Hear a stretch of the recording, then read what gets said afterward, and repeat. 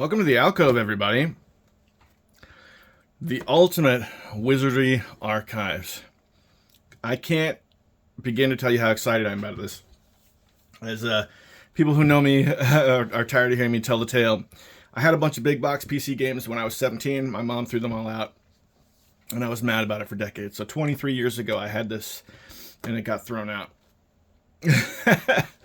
And I got lucky, and not only did I get it again, but it's got some crazy stuff in here that didn't come with the original game. Let's take a look.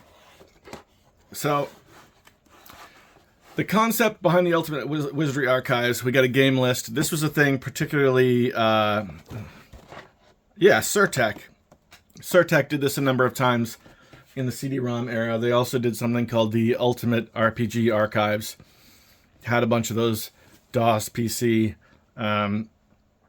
RPGs, things like that. They did there were a couple similar collections. I don't know if it was Surtec or not. There were like war games. And they also did one, they did one with Might and Magic that's really expensive now. But anyway, let's take a look.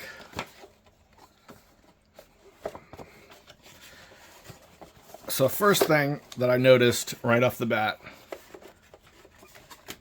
this has the original floppy disks. Look at this. The stickers are kind of sticking a little bit. This is Tandy IBM Proving Grounds on the Mad Overlord, which was 1. We had Knight of Diamonds, which is 2. And we've got Legacy of Legemlin, however you pronounce that, 3. It's not just the Wizardry Archive packaged. The previous owner put all of the contents of the original 3 games in this box. So there's the original discs and the original manuals and stuff as well. So let's dump out the rest of this junk and take a look at what we have. Okay, so this is the catalog thing that came with the archives. Baldur's Gate was new at the time. Yeah, here you can see there's a RPG Archives, which I just showed my discs off of. I don't have the box anymore, unfortunately. Forgotten Realms Archives, which I'm in the market for. If I can ever find that for like less than $50, I would pick that up too. So that's pretty cool. We get the CD, which we'll get into in a bit.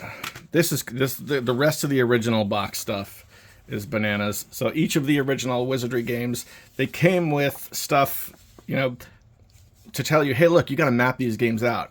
And this is the one that came with the first one. You can see because it mapped out like the first several squares, right? And this let you know how big the floors were, right? Because it's 20 by 20, I believe. And so this is an accurate representation of the floor size. And it's not something the average player would need now, because if you want to map it by hand, you just grab some graphing paper or whatever. I guess that was true back then too. But the fact that these have survived and they're in such pristine condition. And then we have the original manuals, the original player's guide with the quick reference inserts stuffed in it, right? This was all we got for Knight of Diamonds. That's the entire manual, right? Which kind of shocked me, but I sort of remember that something similar. I think we had the Apple II version in my attic, and I went looking for the manual with all the pictures like we had of the first game, and this was all I got, and I was really disappointed. And then Wizardry 3. Again, these are the original manuals, artwork, and everything like that. And then when the archives came out, this is the one I had in the 2000s. They had a composite or a compilation manual of all of the huge manuals for each one of the games. And if you navigate, see in the upper right-hand corner, I can tell you which game. That's the first game. If we try and go to Knight of Diamonds, it's like a one-page thing. Yeah, see, Legacy of Legemlin, that's number 3. Yeah, here you go. This is the start of the Knight of Diamonds manual. It's one page. 59, 60, and then we go right to number 3. Anyway. So, the way these games worked was the first game, right, was a 10-floor maze where you made characters and you went and you played the adventure or whatever. You're probably familiar with the original Wizardry, but you could not play Wizardry 2 and 3 until you beat this first game. You beat the first game, you would have a separate diskette that would have your party on it, and once you beat the game, you would take that disc and you would use those same characters for scenario 2, Knight of Diamonds, and again for scenario 3. So the idea was only the hardcore, the hardest of the hardcore, because remember, this is a terribly difficult game, could ever play these. You could not play them.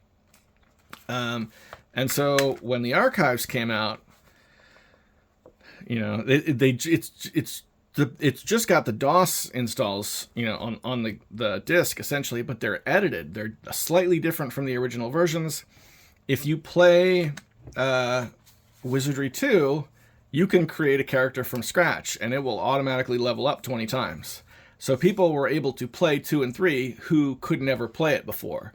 And yes, I'm aware that 2 and 3 exist in a lot of other forms. You can play 2 and 3 on 2 is on the NES and 3 is on the Famicom, but never made it stateside. But you can play it on the Famicom and it switches to English. And then you got the trilogy on Super Nintendo. Like, there's other ways to play it without having to go through this. But at the time, I didn't have access to any of that, so this was huge for me.